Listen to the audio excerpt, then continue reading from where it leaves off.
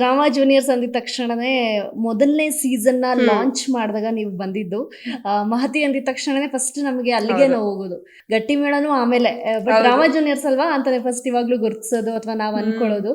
So ಎಲ್ಲಿಂದ start ಆಯ್ತು journey? I think ಅಲ್ಲಿಂದಾನೆ, ಬಟ್ ಆಡಿಷನ್ ಎಲ್ಲ ಆದ್ಮೇಲೆ ಆ ಜರ್ನಿನ ಡಿಫೈನ್ ಮಾಡಿ. ಡೆಫಿನೆಟ್ಲಿ ಡ್ರಾಮಾ ಜೂನಿಯರ್ಸ್ ಅನ್ನೋದು ಒಂದು ನನ್ನ ಲೈಫ್ನ ಟರ್ನಿಂಗ್ ಪಾಯಿಂಟ್ ಅಂತ ಹೇಳ್ಬೋದು. ಯಾಕಂದ್ರೆ ಕನ್ಸಲ್ಲೂ ಅನ್ಕೊಂಡಿರ್ಲಿಲ್ಲ ಆಕ್ಟ್ರೆಸ್ ಆಗ್ತೀನಿ ಅಂತ. ಅಂದ್ರೆ ಕನ್ಸಿತ್ತು ಟಿವಿಲಿ ಬರಬೇಕು. ನನಗೆ ಈಗ ಚಿಕ್ಕ ವಯಸ್ಸಿಂದ ಇದ್ದಿದ್ದೇನಂದ್ರೆ ಟಿವಿಲಿ ಬರಬೇಕು. ಅದು ಎಷ್ಟೇ ಒಂದಿನ ಆಗ್ಲಿ ಒಂದ್ ನಿಮಿಷ ಆಗ್ಲಿ ಟಿವಿಲಿ ಬರಬೇಕು. ಬಟ್ ಅದ್ ನಿಜ ಆಗುತ್ತೆ ಅಂತ ಯಾವತ್ತೂ ಅನ್ಕೊಂಡಿರ್ಲಿಲ್ಲ. ಅದೊಂದು ಅನ್ಎಕ್ಸ್ಪೆಕ್ಟೆಡ್ ಟರ್ನ್ ಅಂದ್ರೆ ಡ್ರಾಮಾ ಜೂನಿಯರ್ಸ್.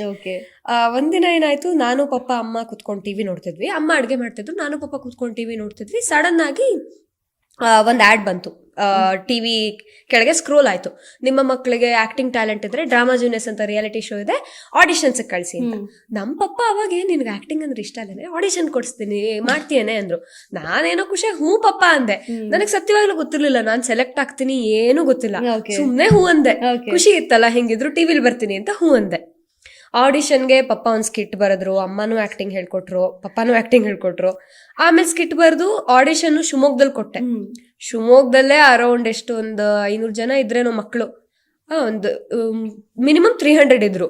ಅಷ್ಟು ಜನ ಇದ್ರು. ನಾನು ಅಲ್ಲಿ ನೋಡೇ ಅನ್ಕೊಂಡೆ, ನಾನು ಸೆಲೆಕ್ಟ್ ಆಗಲ್ಲ, ಏನೋ ಖುಷಿಗ್ ಬಿಡು, ಒಂದು ಎಕ್ಸ್ಪೀರಿಯನ್ಸ್ ಅಂತ ಹೋದೆ. ಬಟ್ ನೋಡಿದ್ರೆ ಅಲ್ಲಿ ಮಾಡಾದ್ಮೇಲೆ ಕಾಲ್ ಬಂತು ಅಮ್ಮಂಗೆ. ಕಾಲ್ ಬಂತು ದಟ್ ನೀವು ಸೆಲೆಕ್ಟ್ ಆಗಿದ್ರೆ ಮೆಗಾ ಆಡಿಷನ್ಸ್ಗೆ ಬ್ಯಾಂಗ್ಳೂರಿಗೆ ಬನ್ನಿ ಅಂತ. ಇದೆಲ್ಲ ನಡೆದಿ ಶಿವಮೊಗ್ಗದಲ್ಲಿ? ಎಲ್ಲ ಶಿವಮೊಗ್ಗದ ಹತ್ರ ತೀರ್ಥಹಳ್ಳಿ, ಕೋಣಂದೂರ್ ಅಂತ ಊರ ಹೆಸರು. ಸೊ ಅಲ್ಲಿ ಚಿಕ್ಕ ಹೋಬ್ಳಿ ಸೆಂಟರು. ಅಲ್ಲಿ ನಾನಿರೋದು. ನಮ್ಮ ಪಪ್ಪ ಅಮ್ಮ ಅಲ್ಲೇ ಡಾಕ್ಟರ್ಸು, ಅಣ್ಣನೂ ಡಾಕ್ಟರ್ಸ್. ಸೊ ಅಲ್ಲೇ 3 ಜನ ಇರೋದು. ಹಾಗಾಗಿ ಅಲ್ಲಿ ಕಾಲ್ ಬಂತು. ಅಲ್ಲಿಂದ ನನ್ನ ಜರ್ನಿ ಸ್ಟಾರ್ಟ್ ಆಯ್ತು. ಅಲ್ಲಿಂದ ಮೆಗಾ ಆಡಿಷನ್ ಇಂದ ಮತ್ತಷ್ಟು ಶೋಸು, ಮತ್ತಷ್ಟು ರೌಂಡ್ಸ್ ಸೆಲೆಕ್ಟ್ ಆಗಿದೆ. ಆಮೇಲೆ ಸೆಮಿಫೈನಲಿಸ್ಟ್ ಆದೆ ಡ್ರಾಮಾ ಜೂನಿಯರ್ಸ್ ಅಲ್ಲಿ. ಸೊ ಡ್ರಾಮಾ ಜೂನಿಯರ್ಸ್ ಸಿಕ್ಕಾಪಟ್ಟೆ ಮೆಮೊರೇಬಲ್ ಜರ್ನಿ. ಯಾಕಂದ್ರೆ ಅದ್ ಹೆಂಗೆ ಅಂದ್ರೆ ಒಂದು ಮಿನಿ ಲರ್ನಿಂಗ್ ಸೆಂಟರ್ ಇದ್ದಂಗೆ. ಈಗ ನಾವೇನಾದ್ರೂ ಆಕ್ಟಿಂಗ್ ಕೋರ್ಸ್ ತಗೋಬೇಕು ಅಂದ್ರೆ ವಿತಿನ್ 3 months ಎಲ್ಲಾ ತರದ ಆಕ್ಟಿಂಗ್ ಕಲ್ತು ಬಿಡ್ಬೋದು. ಯಾಕಂದ್ರೆ ಅಷ್ಟು ತರದ ಪಾತ್ರಗಳನ್ನ ನಿಭಾಯಿಸಿದ್ದೆ. ಚಿಕ್ಕ ವಯಸ್ಸಿಗೆ ನನಗೊಂದು ಅವಕಾಶ ಸಿಕ್ತು. ಅಜ್ಜಿ ಪಾತ್ರ ಆಗಿರ್ಬೋದು, ಹೆಂಡತಿ ಪಾತ್ರ ಆಗಿರ್ಬೋದು, ಮಗನ್ ಕಳ್ಕೊಂಡಿರೋ ತಾಯಿ, ಈ ತರದೆಲ್ಲ ಒಂದು ವೇರಿಯೇಷನ್ ಮಾಡ್ಬಿಟ್ಟು ಒಂಥರ ಆಕ್ಟಿಂಗ್ ಕೋರ್ಸ್ ಮಾಡ್ದಂಗ ಆಗೋಯ್ತಲ್ಲಿ ಹೋಗಿ. ಸೊ ಡೆಫಿನೆಟ್ಲಿ ಅಲ್ಲಿರೋ ಟೀಚರ್ಸ್ಗೆ ಥ್ಯಾಂಕ್ಸ್ ಹೇಳಕ್ ಇಷ್ಟಪಡ್ತೀನಿ. ಅಂಡ್ ಮೈನ್ ಪಿಲ್ಲರ್ ನನ್ನ ಲೈಫ್ದು ಅಂದ್ರೆ ನಮ್ಮ ಅಜ್ಜಿ ತಾತ, ಅಮ್ಮನಪ್ಪ ಅಮ್ಮ. ಸೊ ಬೇಸಿಕ್ಲಿ ಪಪ್ಪ ಅಮ್ಮ ಡಾಕ್ಟರ್ಸ್ ಆಗಿರೋದ್ರಿಂದ ಅವ್ರಿಗೆ ಎವ್ರಿ ಟೈಮ್ ನನ್ನ ಅಕಂಪನಿ ಮಾಡಕ್ ಆಗಲ್ಲ ಶೂಟ್ಗೆ, ಅವ್ರಿಗೂ ಕೆಲಸ ಇರುತ್ತೆ. ಬಟ್ ಅಂಥದ್ರಲ್ಲೂ my mom and dad extremely supportive. But ಅವಾಗ ಒಂದ್ ಚಿಂತೆ ಆಗಿತ್ತು ಅಮ್ಮ ಪಪ್ಪಂಗೆ, ಹೆಂಗೆ ಇಷ್ಟ ಚಿಕ್ಕವಳು ಹೆಂಗೆ ಬೆಂಗಳೂರಿಗೆ ಒಬ್ಬಳನ್ನೇ ಕಳ್ಸೋದು, ಯಾರಿಗೆ ಆಗ್ಲಿ ಇರುತ್ತಲ್ಲ ಪೇರೆಂಟ್ಸ್ಗೆ. ಅವಾಗ ನಮ್ಮ ಅಜ್ಜಿ ತಾತ ಅಮ್ಮನ ಅಪ್ಪ ಅಮ್ಮ ಹೇಳಿದಿಷ್ಟೆ, ನಮ್ಮ ಮಗಳು ನಾವು ನೋಡ್ಕೋತೀವಿ, ನೀವು ಚಿಂತೆ ಮಾಡ್ಬೇಡಿ, ಅವಳು ಆಕ್ಟಿಂಗ್ ಹೋಗ್ತಾಳ ಹೋಗ್ಲಿ, ನಾವು ನಮ್ ಸಪೋರ್ಟ್ ಮಾಡ್ತೀವಿ ಅಂತ ಎವ್ರಿ ಟೈಮ್ ಡ್ರಾಮಾ ಜೂನಿಯರ್ಸ್ ಸೆಟ್ಗೆ ಪ್ರಾಕ್ಟೀಸ್ಗೆ ಕರ್ಕೊಂಡು ಹೋಗ್ತಾ ಇದ್ದಿದ್ದು ನಮ್ಮ ಅಜ್ಜಿ ತಾತ. ಇನ್ಫ್ಯಾಕ್ಟ್ ಗಟ್ಟಿ ಮೇಳಕ್ಕೂ 2 years ಕರ್ಕೊಂಡು ಹೋಗಿದ್ದಾರೆ. So I got to say ನನ್ಗೊಂಥರ ತುಂಬಾನೇ ಸಪೋರ್ಟಿವ್ ಫ್ಯಾಮಿಲಿ ಇದೆ. I am blessed to have such a family. ಅಮ್ಮ ಅಪ್ಪ ಅಣ್ಣ ಅಜ್ಜಿ ತಾತ ಎಲ್ಲ ಸಿಕ್ಕಾಪಟ್ಟೆ ಸಪೋರ್ಟಿವ್. ನೀವು ಸಿಬ್ಲಿಂಗ್ಸ್ ಹಾಗಾದ್ರೆ? ಅಣ್ಣ ಇದ್ದಾನೆ. ಅಣ್ಣ ಏನ್ ಮಾಡ್ತಾ ಇದಾರೆ? ಅಣ್ಣ MBBS ಆಯ್ತು BMC ಡಾಕ್ಟರ್. ನಾನೊಬ್ಳೆ ಇಂಜಿನಿಯರ್ ಆಗಿರೋದು. PU ಬಯೋನೇ ತಗೊಂಡಿಲ್ಲ, ನಾನು CS ತಗೊಂಡ್ಬಿಟ್ಟಿದ್ದೆ. ಒಂಥರ ಅಪ್ಪ ಅಮ್ಮ ಅಣ್ಣ ಎಲ್ರು ನೋಡಿ ಹೆಂಗ್ ಹಚ್ಚಿತ್ತಂದ್ರೆ ನನಗ್ ಬಯೋ ಬೇಡ, ನಾನ್ ಡಾಕ್ಟರ್ ಆಗಲ್ಲ, ಅಪ್ಪಿ ತಪ್ಪಿ ಡಾಕ್ಟರ್ ಆಗಲ್ಲ ಅಂತ ಅಲ್ಲೇ ಫಿಕ್ಸ್ ಆಗೋಗಿದ್ದೆ. ಅಂಡ್ ನನಗೆ ಜಾಸ್ತಿ ಆಕ್ಟಿಂಗ್ ಕಡೆ ಒಲ್ವಿದ್ರಿಂದ ನನಗೆ ಹೆಂಗಿತ್ತು ಅಂದ್ರೆ ಡಾಕ್ಟರ್ ಆಗ್ಬಿಟ್ರೆ ಆಕ್ಟಿಂಗ್ ಮಾಡಕ್ ಆಗಲ್ಲ, ಖಂಡಿತವಾಗ್ಲೂ ಫುಲ್ ಡೆಡಿಕೇಶನ್ ಅಲ್ಲೇ ಕೊಡ್ಬೇಕು. ಸೊ ಬೇರೆ ಕೋರ್ಸ್ ಮಾಡೋಣ ಅಂತಿತ್ತು. ಹಾಗಾಗಿ CS ತಗೊಂಡಿದ್ದೆ PU. ಅಣ್ಣನೂ ಅಷ್ಟೇ ಅಪ್ಪ ಸಿಕ್ಕಾಪಟ್ಟೆ ಸಪೋರ್ಟಿವ್, ವಲೀಶ್ ಅಂತ ಅವನ ಹೆಸರು. ಸೊ ನಾನು ಇವತ್ತು ಏನೇ ಆಗಿದ್ರು ಖಂಡಿತವಾಗ್ಲೂ ಒಂದು ಕಾಂಟ್ರಿಬ್ಯೂಷನ್ ಇದೆ. ಯಾಕಂದ್ರೆ ಹೆಂಗ್ ಮಾತಾಡೋದು, ಈ ಫೀಲ್ಡ್ ಅಲ್ಲಿ ಹೆಂಗಿರ್ಬೇಕು, ಆ ಡೆಡಿಕೇಶನ್ ಆಗ್ಲಿ ಡಿಸಿಪ್ಲಿನ್ ಆಗ್ಲಿ ಅವನೇ ಹೇಳ್ಕೊಟ್ಟಿದ್ದು. ಸೊ ಅನ್ಫಾರ್ಚುನೇಟ್ಲಿ ಅನ್ಎಕ್ಸ್ಪೆಕ್ಟೆಡ್ಲಿ ಡ್ರಾಮಾ ಜೂನಿಯರ್ಸ್ಗೆ ಎಂಟರ್ ಆಗ್ತೀರಾ. ಆಮೇಲೆ ಲೈಫಲ್ಲಿ ನಡೆದಿದ್ದ ಫುಲ್ ಎಲ್ಲ ಮೂಮೆಂಟ್ಸ್ ಜಸ್ಟ್ ಸ್ಪೆಷಲ್ ಮೂಮೆಂಟ್ಸ್ ಅಂತ ಅನ್ಸುತ್ತೆ. ಸೊ ಡ್ರಾಮಾ ಜೂನಿಯರ್ಸ್ಗೆ ಆಡಿಷನ್ ಕೊಟ್ಟಾಗ ಅಥವಾ ಆ ರಿಯಾಲಿಟಿ ಶೋ ಮಾಡುವಾಗ ನೀವು ಯಾವ ಸ್ಟ್ಯಾಂಡರ್ಡ್ ಇದ್ರಿ? ಡ್ರಾಮಾ ಜೂನಿಯರ್ ಸ್ಟಾರ್ಟ್ ಆದಾಗ 5th standard. 10 years ಎಕ್ಸಾಕ್ಟ್ ಆಗಿ ಅಲ್ವಾ? ಅಂಡ್ ಆಲ್ಸೋ ಅದು ಆ ವಾಹಿನಿಗೂ ಕೂಡ ಅದು ಮೊದಲನೆಯ ರಿಯಾಲಿಟಿ ಶೋ ಅಂದ್ರೆ ಆಯಾಮದಲ್ಲಿ ಸೀಸನ್ 1 ಸೀಸನ್ 2 ಅಂತ ಏನ್ ಹೇಳ್ತೀವಿ. ಸೊ ಫಸ್ಟ್ ಟೈಮ್ ಅದು ಒಂದು ಎಕ್ಸ್ಪೆರಿಮೆಂಟ್ ಮಾಡ್ತಾರೆ. ಅಂಡ್ ನಿಮ್ಮ ರಿಯಾಲಿಟಿ ಶೋ ಅಂದ್ರೆ ನಿಮ್ ಸೀಸನ್ 1 ಅಲ್ಲಿ ಏನು ಎಲ್ಲ ಹಿಟ್ಟು ಗೊತ್ತಿಲ್ಲ. ಐ ಥಿಂಕ್ ಇವರು ಅಷ್ಟೇ, ಸೂರಜ್ ಕೂಡ ನಿಮ್ ಸೀಸನ್ ಈಗ ಅವರು ಸೋಷಿಯಲ್ ಮೀಡಿಯಾ ಕ್ರೇಜ್ ನ ಮೇಂಟೈನ್ ಮಾಡ್ತಿದ್ದಾರೆ ಅವರು. ಅಂಡ್ ಆಲ್ಸೋ ಅಚಿಂತ್ಯ, ನಿಹಾಲು, ಅಬ್ಬಾ, ಸಿಗ್ತೀರಾ, ಮಾತಾಡಿಸ್ತೀರಾ, ಅಚಿಂತ್ಯ ಏನಾದ್ರು ಸಿಕ್ಕಿದ್ದಾನೆ, ಅಚಿಂತ್ಯ ನಿಹಾಲ್ ಖಂಡಿತವಾಗ್ಲೂ ಇಬ್ರು ಸಿಕ್ಕಿದ್ದಾರೆ. ಅಚಿಂತ್ಯ ಮನೆಗ್ ಕೂಡ ಬಂದಿದ್ದಾರೆ, ನಾನು ಅವ್ರ ಮನೆಗೆ ಹೋಗಿದ್ದೀನಿ. ಸೊ ಖುಷಿ ಆಗತ್ತೆ, ನಮ್ ಸೀಸನ್ ಅಲ್ಲಿ ಇದ್ದವ್ರಿಗೆಲ್ಲ ಒಂದ್ ಒಳ್ಳೆ ಹೆಸರಿದೆ.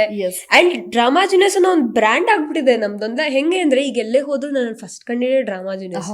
ನಂಗೆ ಆಶ್ಚರ್ಯ ಆಗೋದು, ಡ್ರಾಮಾ ಜೂನಿಯರ್ಸ್ ಮುಗ್ದು ಆಲ್ಮೋಸ್ಟ್ 10 years ಆಗಿದೆ, ಆದ್ರೂ ಇಷ್ಟೊಂದ್ ಕಂಡಿಡಿತಾರಲ್ಲ. ನಾನೇ ನಮ್ಮ ಮೇಡಮ್ ಹೇಳ್ತೇನೆ, ಮ್ಯಾಮ್ ಅವ್ರು ಡ್ರಾಮಾ ಜೂನಿಯರ್ಸ್ ಮಾಡಿದ್ರಲ್ಲ ಅವರು ಮೇಡಮ್ ಅಂತ ಹೇಗ್ ಮಾಡ್ತಿರೋ ಬಿಟ್ಟೆ ನಾನು ಹೌದಾ ಅಂತ ಮೇಡಮ್ ಕೂಡ ಹೇಳ್ತಿದ್ರು. ಹಂಗೆ ಫಸ್ಟ್ ನಾವು ಏನು ಅದೊಂದು ಬೇಸಿಕ್ ಹಾಕೋತಿ foundation, that is the must. ಆಮೇಲೆ ಅದೇ ನಮ್ ಇಡೀ ಲೈಫ್ಗೆ ಒಂದು ಚೈನ್ ಲಿಂಕ್ ಅಂತ ಹೇಳ್ತೀವಿ. ನಾವ್ ಏನೇ ಮಾಡ್ಲಿ ಫಸ್ಟ್ ನಾವ್ ಏನ್ ಮಾಡಿರ್ತೀವಿ ಅದಕ್ಕೆ ಯಾವಾಗ್ಲೂ ಹೇಳಿದ್ರು ಫಸ್ಟ್ ಇಸ್ ಬೆಸ್ಟ್ ಅಂತ.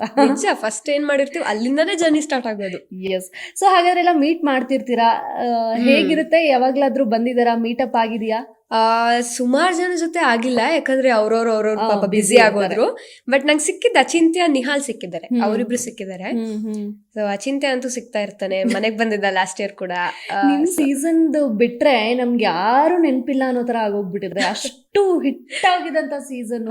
ಈ ತರದ ಒಂದು ರಿಯಾಲಿಟಿ ಶೋ ಮಾಡಬಹುದಾ ಅಂತ ಹೇಳ್ಕೊಟ್ಟಿದಂತಹ ಸೀಸನ್ ಅದು. ನಿಜ, ಡ್ರಾಮಾ ಜೂನಿಯರ್ಸ್ ಎಂತ ಒಳ್ಳೆ ಪ್ಲಾಟ್ಫಾರ್ಮ್ ಅಂದ್ರೆ ನಮ್ ಕನ್ನಡ ಇಂಡಸ್ಟ್ರಿಗೆ ಒಳ್ಳೆ ಬಾಲ ನಟಿ ಮತ್ತೆ ನಟರನ್ನ ಕೊಟ್ರು ಅಂತ ಹೇಳ್ಬೋದು. ಅವ್ರೀಗ ಎಲ್ಲ ಕಡೆ ಸದ್ದು ಮಾಡ್ತಾ ಇದ್ದಾರೆ. ಈಗ ಎಷ್ಟು ಜನ ಇದ್ದಾರೆ, ನಾನು ಒಬ್ಳೆ ಅಂತಲ್ಲ, ಸುಮಾರು ಜನ ಇದ್ದಾರೆ, ಒಳ್ಳೊಳ್ಳೆ ಹೆಸರು ಮಾಡ್ತಾ ಇದಾರೆ ಎಲ್ಲ ಕಡೆ. ಖುಷಿ ಆಗತ್ತೆ. ಆ ಶೋ ಎಂತ ಒಳ್ಳೊಳ್ಳೆ ನಟರನ್ನ ಪ್ರೊಡ್ಯೂಸ್ ಮಾಡಿದೆ, ಎಷ್ಟು ಜನ ಕಲಾವಿದರಿಗೆ ಒಂದು ಅವಕಾಶ ಕೊಟ್ಟಿದೆ ಅಂತ. ಸೊ 5th ಸ್ಟ್ಯಾಂಡರ್ಡ್ ಮುಗಿಸ್ತೀರಾ, 10ನೇ ಕ್ಲಾಸಿಗೆ ಗಟ್ಟಿ ಮೇಳಕ್ ಬಂದ್ಬಿಡ್ತೀರಾ? 10ನೇ ಕ್ಲಾಸ್ ಅಲ್ಲ, 7ನೇ ಕ್ಲಾಸು. 2 ವರ್ಷ ಡ್ರಾಮಾ ಜೂನಿಯರ್ಸ್ ಆದ್ಮೇಲೆ ನಾನು ಮತ್ತೆ 2 ರಿಯಾಲಿಟಿ ಶೋಸ್ ಮಾಡಿದೆ. ಕಿಲಾಡಿ ಕುಟುಂಬ ಅಂತ. ಅದು ಬೇಸಿಕ್ಲಿ ಹೆಂಗೆ ಅಂದ್ರೆ ಎಲ್ಲ ಸರಿಗಮಪ, ಕಾಮಿಡಿ ಕಿಲಾಡಿ, ಡ್ರಾಮಾ ಜೂನಿಯರ್ಸ್ ಎಲ್ಲ ಮಿಕ್ಸ್. ಅದು ಹಿಟ್ ಆಯ್ತು. ಅದು ಕೂಡ ಡೈಲಿ ಬರ್ತಿತ್ತು, ಆದ್ರೆ ಅದು ವೀಕ್ಲಿ ಅಂತಲ್ಲ, ಡೈಲಿ ಎಪಿಸೋಡ್ಸ್. ಸೊ ಅದು ತುಂಬಾನೇ ಒಳ್ಳೆ ಹೆಸರು ಮಾಡ್ತು. 6 to 7 ಆತರ ಬರ್ತಿತ್ತು ದಿನ.